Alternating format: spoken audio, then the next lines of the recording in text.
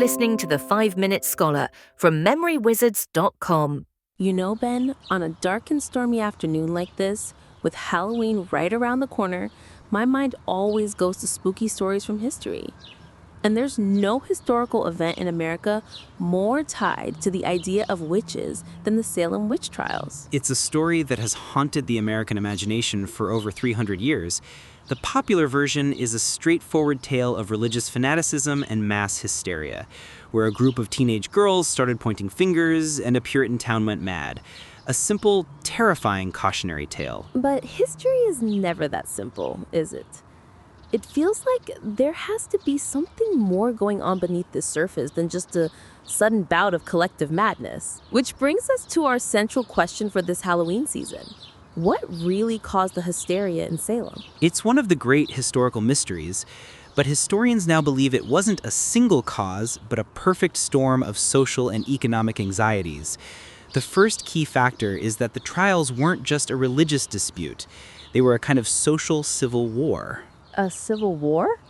What were the two sides? The conflict was between two very different communities: the struggling agriculture-based community of Salem Village and the prosperous merchant-class port of Salem Town.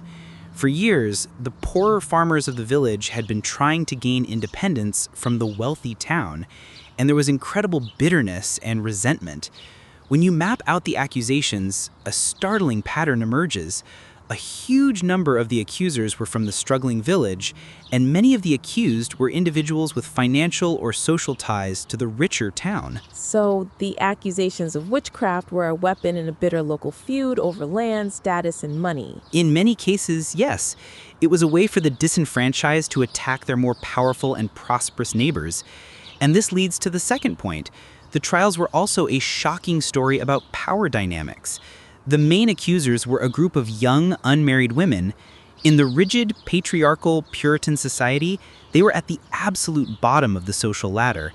They were expected to be silent and obedient. But during the trials, they were the center of everything. Exactly. Suddenly, through their fits and accusations, these powerless young women became the most powerful and feared people in the entire colony. Ministers, magistrates, and wealthy landowners all hung on their every word. The trials can be seen as a terrifying and ultimately tragic way for a completely marginalized group to seize a voice and upend the entire social order. So you have this explosive mix of economic resentment and social power dynamics. Was there anything else that lit the fuse? There was, and this is the final tragic piece of the puzzle: the lingering trauma of war. Just a few years before the trials, the region had been devastated by a brutal conflict with Native American tribes known as King William's War. Many of the families in Salem Village, including the families of several of the afflicted girls, were refugees from this war on the main frontier. So they had witnessed incredible violence. Unspeakable violence. They had seen their homes burned and their families killed or taken captive. They lived in a world where they believed the devil was a real, tangible force, hiding just beyond the tree line in the dark woods. It's likely that the devil they saw tormenting them in the courtroom was a projection of the very real horror and evil they had already experienced.